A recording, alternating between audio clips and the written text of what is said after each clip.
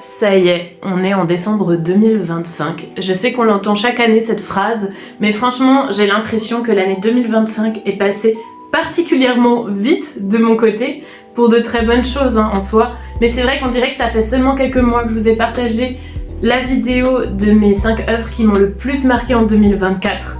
Mais ça y est, aujourd'hui, je vous fais cette vidéo où je vous partage 5 toiles qui m'ont marqué durant l'année 2025. Le premier tableau dont j'ai envie de te parler, c'est la valse. La valse, c'est un grand tableau qui représente 2 colibris sur un fond noir et de leurs ailes, ils vont éclabousser la toile de toutes les couleurs. C'est un tableau que j'aime énormément, tout simplement parce que c'est un des premiers qui m'a permis vraiment d'apprendre à lâcher prise. Il faut savoir que quand on peint de l'animalier, on a tendance à vouloir calculer tous les petits détails, que ce soit des poils, des plumes, pour que ça soit le plus réaliste possible. Et c'est vrai que le colibri m'a vraiment enseigné finalement à lâcher prise, à lâcher cette quantité de peinture de toutes les couleurs sans avoir peur finalement de gâcher ou pas cette toile. Si je te parle aussi de la valse, c'est parce que c'est un tableau que vous avez particulièrement apprécié durant l'année 2025.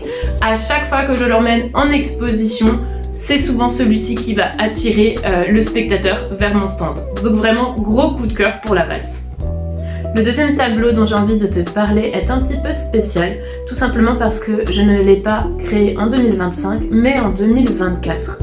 Pourtant, il a eu des répercussions assez fortes pour moi en 2025. Ce tableau-là, c'est Inséparable. Inséparable représente 2 oiseaux, 2 inséparables, hein, comme son nom l'indique. Il faut déjà que tu saches la raison pour laquelle je l'ai créé. J'avais été invitée à l'époque à une EHPAD où l'objectif était de faire comme des petits ateliers pour les résidents et mon but était de réaliser un tableau et que les résidents pouvaient justement venir me voir le peindre, et justement c'est là où j'ai créé Inséparable. Donc déjà il a une histoire, on va dire déjà de base lors de sa conception. Mais surtout, la raison pour laquelle je t'en parle dans cette vidéo, c'est parce que ce tableau m'a accompagnée à l'église lors de mon mariage. C'était important pour moi d'être entourée de mes œuvres pour ce jour qui était si important pour moi. Et le choix s'est fait sur Inséparable, et du coup, pendant toute la messe, celui-ci était posé à l'autel. Donc il a vraiment une signification très forte, déjà comme je te l'ai expliqué, due à sa conception. Mais aussi effectivement dû au fait qu'il a été là le jour le plus important en soi de ma vie.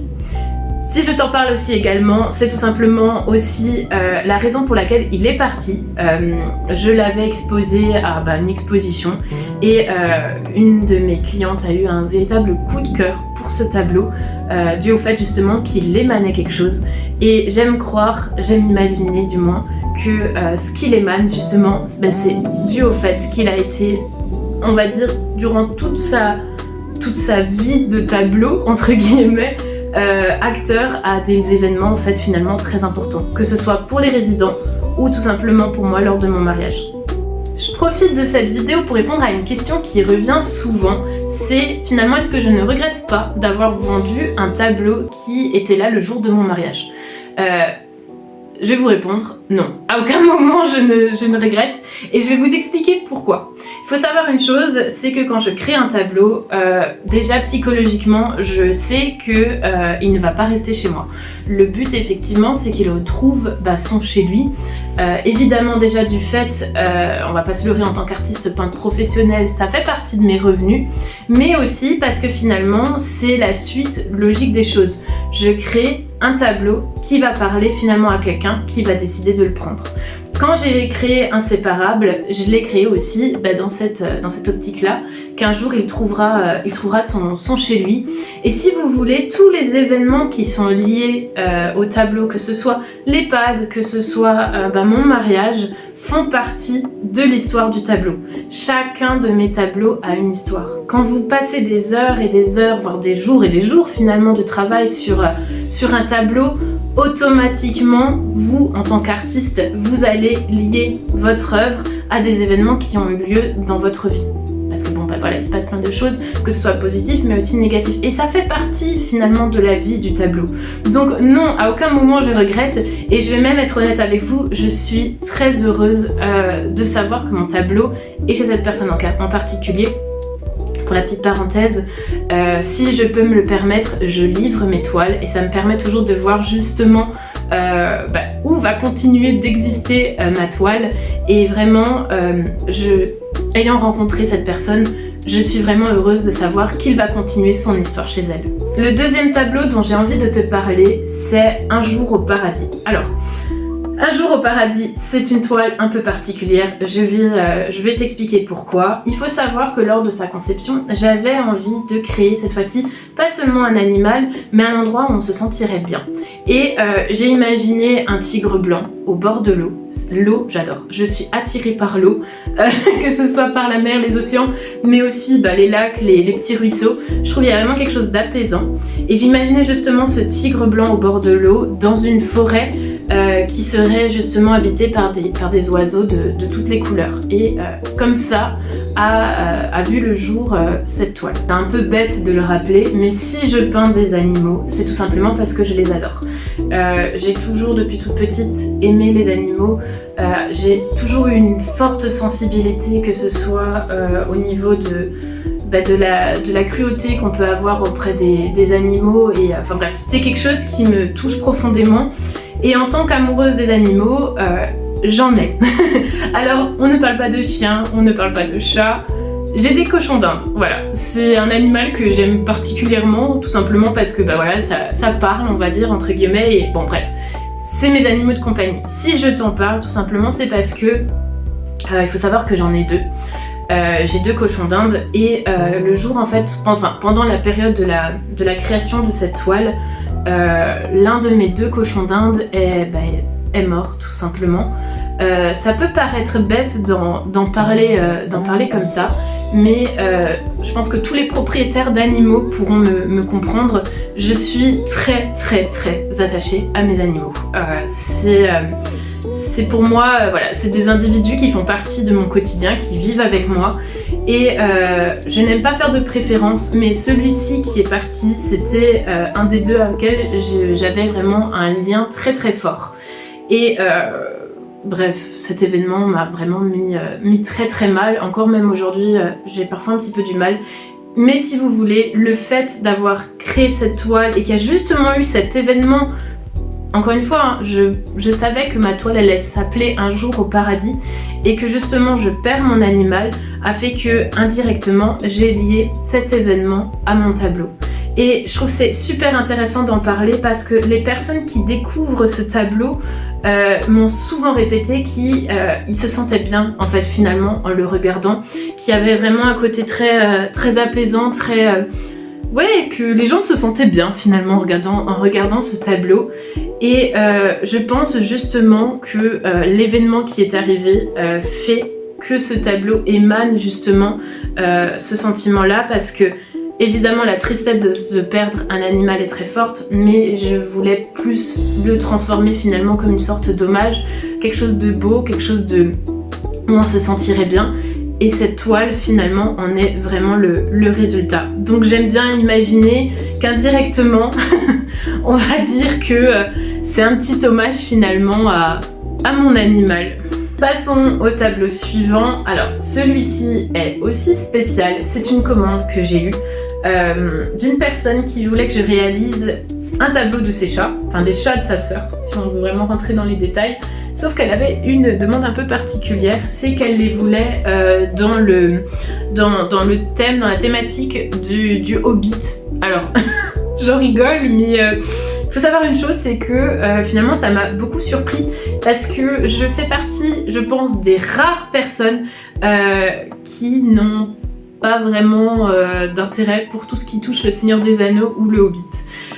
Du coup, ça a été un vrai défi pour moi parce que ce qu'elle voulait, c'était que les chats, finalement, sont évidemment dans le thème du Hobbit, mais vraiment qu'on ait l'impression comme si c'était des habitants des nains, finalement. Voilà, je suis désolée pour tous les fans du Hobbit ou du Seigneur des Anneaux, j'essaie de m'exprimer comme je peux au niveau de ce sujet-là, mais je pense que vous l'avez bien compris. Ce tableau a été un vrai défi parce que du coup, j'ai dû me documenter justement sur cet univers et de pouvoir vraiment les intégrer au maximum sans que ce soit trop bizarre de voir des chats dans un univers plutôt fantastique. Si je t'en parle, c'est parce que finalement, alors ce tableau a été très compliqué pour moi à réaliser, hein, j'ai dû recommencer plusieurs fois, mais j'ai beaucoup aimé parce que ça m'a vraiment challengée. Je devais vraiment sortir de mon univers finalement tout simplement des animaux et je m'arrête là, donc j'ai trouvé ça super intéressant et surtout ça m'a permis de tester de nouvelles techniques, c'est-à-dire ne pas simplement apporter de la peinture sur une toile mais aussi d'y apporter d'autres éléments. C'est pour ça que tu vas voir sur ce tableau il y aura par exemple des écrits du livre Le Hobbit ou ce genre de choses et franchement c'était vraiment fun à faire. Alors ma cliente était ravie du résultat, donc ça j'étais vraiment ravie aussi, vu la quantité de travail que cela m'a demandé. Mais ouais, c'est une toile qui m'a particulièrement marquée et entre nous, j'espère avoir d'autres défis de ce sort à relever. La dernière toile dont j'ai envie de te parler, alors j'ai hésité en disant le mot toile parce que ce n'est pas une toile, c'est une fresque murale. C'était la première fois que je réalisais ce type d'œuvre. Si vous voulez, j'ai rencontré une personne qui était passionnée de méduses et qui imaginait dans son salon un grand mur avec des méduses et m'a proposé justement ce défi. J'avais vraiment envie de t'en parler parce que faut savoir une chose, c'est que depuis que je peins, je rêvais de peindre sur un mur. Je me rends compte, plus j'avance dans ma progression au niveau artistique, plus j'adore en fait finalement peindre de très grands formats et je savais qu'un jour ou l'autre, les toiles ne me suffiraient plus. Et donc quand j'ai eu l'opportunité justement de peindre sur un mur, j'avais un peu peur, mais je n'ai pas refusé. Et c'est comme ça qu'a été créée cette fresque murale. Donc tu vois vraiment une grande méduse entourée d'autres petites méduses. Et vraiment je me suis bien amusée en termes de couleurs, éclaboussures, etc. Je t'en parle tout simplement parce que cette fresque murale marque un tournant dans ma carrière artistique. Parce que oui, une fois cette fresque terminée, je me suis dit pourquoi pas le proposer cette fois-ci à mes clients. C'est-à-dire qu'aujourd'hui, il était possible de commander une fresque murale, donc d'avoir un vrai tableau entre guillemets, cette fois-ci incorporé sur ton mur selon ton choix. Donc vraiment, c'était une expérience incroyable et j'ai vraiment hâte de pouvoir en réaliser une autre. On arrive à la fin de cette vidéo. Honnêtement, ça n'a pas été facile de décider quelles œuvres choisir. J'ai tellement de tableaux dont j'aimerais encore te parler, mais bon, c'est pour pas que la vidéo non plus dure trop longtemps. Peut-être à l'avenir je ferai de temps en temps des vidéos où je t'expliquerai justement plus en détail les histoires du coup à travers chacune de mes œuvres. En tout cas, si tu es encore là, je te remercie d'avoir regardé toute cette vidéo. N'hésite vraiment pas à me suivre sur les réseaux sociaux, que ce soit Facebook, Instagram ou même du coup sur YouTube, afin de venir découvrir de nouvelles œuvres. J'ai vraiment hâte d'entamer 2026. Je sens que il va à nouveau se passer tellement de choses vu comment a été 2025. En tout cas, je vous remercie encore énormément de suivre mon travail. C'est grâce à vous finalement que j'arrive aujourd'hui à vivre de façon tellement épanouie de mon travail et je me réjouis du coup des prochaines créations. Allez, bye!